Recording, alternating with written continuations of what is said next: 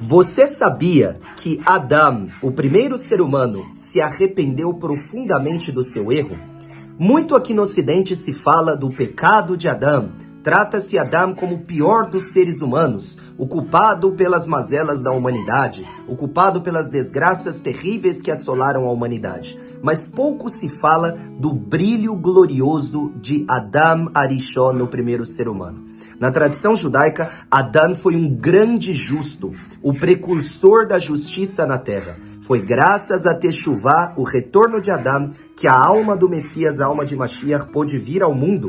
E todos os grandes justos, os patriarcas, Avraham, Yitzhak, Yaakov, David, todos os justos são fragmentos de Adão, o primeiro ser humano. Queridos, o Rabino Nachman nos ensina que Adão foi o maior justo que podemos imaginar. Porque ainda que ele tenha transgredido a vontade divina, o seu arrependimento transformou e mudou completamente o rumo da humanidade. Hoje, todos os seres humanos podem fazer teshuvá, retornar a Deus, consertar os seus erros, retificar toda a desarmonia e todos os desastres gerados na nossa vida. Mas o nosso arrependimento só é possível porque Adão, o primeiro ser humano, também se arrependeu. Agora, vamos falar um pouquinho do arrependimento de Adão. Como que Adão retificou e consertou os erros que ele cometeu?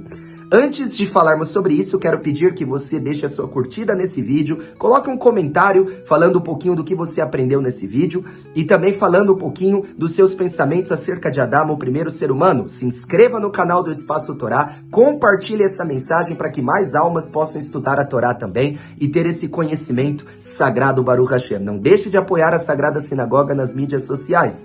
Vamos falar então um pouquinho sobre Adão. De acordo com a tradição judaica, após o pecado que Adão cometeu, Rashi nos ensina que Adão se separou por 130 anos da sua esposa Rava. Ele se afastou dela não por conta dela em pessoa, porque Adão a amava muito, a amava demais. Aprendemos isso num trecho de Bereshit do livro de Gênesis, onde Lamer, o descendente de Caim, o filho de Adão, ele usa, um termo em hebraico, que é o termo od, que significa mais, para referir-se a Adão e Rava. E nossos sábios vão ensinar que esse termo está presente para indicar que o distanciamento que Adão criou de Rava, na verdade, só aumentou o amor que ele sentia por ela. Se ele amava tanto Rava, por que Adão se afastou dela?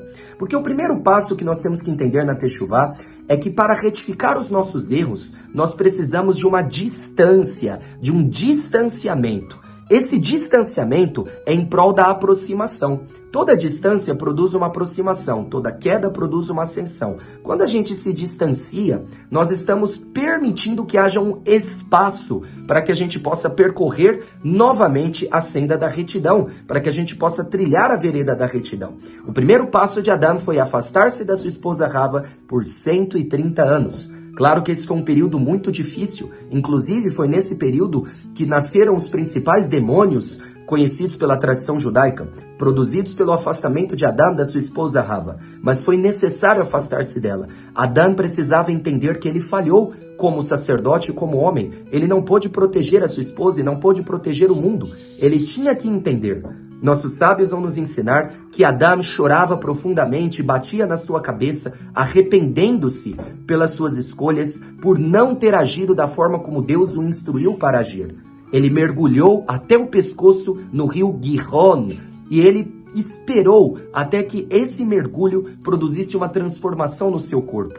É quando a tradição nos ensina que o corpo de Adão ficou esponjoso. Tal qual você, quando fica muito tempo na água, toma um banho muito tempo ou mergulha profundamente, você vê que a sua pele ela vai ficando esponjosa, não é assim?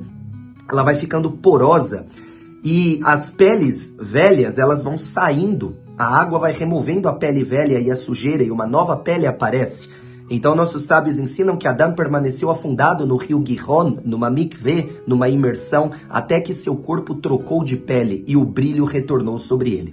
O principal arrependimento de Adão foi por meio do distanciamento que ele criou com sua esposa e permitindo a si mesmo bater na sua cabeça. Claro que isso é figurativo, isso realmente aconteceu, mas existe um simbolismo nisso. O ato de bater na sua cabeça representa que Adão queria encucar nele mesmo, colocar dentro da cabeça dele a responsabilidade e lembrar-se de que o mundo exterior, do qual dependem os sentidos existem para nos ajudar a experimentar o mundo exterior, mas ao bater na sua cabeça, Adão lembrava a si mesmo que tudo começa dentro do homem, no mundo interior, depois é o mundo exterior. A transgressão que Adão cometeu foi porque ele ficou seduzido pelos seus sentidos, audição, visão, tato, paladar, olfato, tudo isso seduziu Adão ao mundo exterior. Ele deveria lembrar-se sempre, nós não somos criaturas físicas tendo experiências espirituais. O contrário, somos criaturas espirituais tendo experiências físicas. Não podemos nos apoiar e moldar pelo mundo exterior, temos que nos apoiar e moldar pelo mundo interior. O arrependimento de Adão foi um ato de autossacrifício.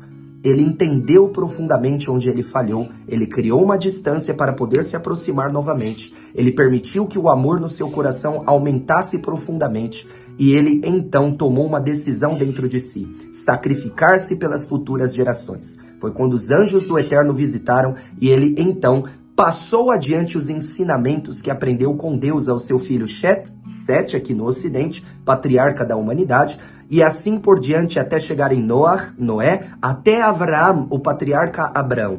Tudo só foi possível porque Adão se arrependeu, ele retificou o seu erro. Na tradição judaica nós temos uma gama de ensinamentos sobre o arrependimento de Adão, um mais profundo do que o outro, mas o que devemos entender primordialmente é o que permitiu Adão se arrepender foi o distanciamento que ele promoveu da sua esposa Rava. Claro que, como Rashi nos ensina, esse distanciamento não reduziu em nada o seu carinho e o seu amor por ela. Muito pelo contrário, só aumentou o seu amor por ela. Mas existem momentos que, para retificar o que nós estragamos, nós temos que nos afastar por um momento daquilo que estragamos. Quando perdemos algo que amamos, é que entendemos o valor que aquilo tem para nós, o quanto aquilo é importante para nós. Adão deveria entender, distanciando-se de Rava, sua esposa, mergulhando nas águas do rio Gihon, que ele era o responsável, ele era o agente de Deus, o cuidador, o zelador que Deus colocou neste mundo, a testemunha e representante do Todo-Poderoso na Terra.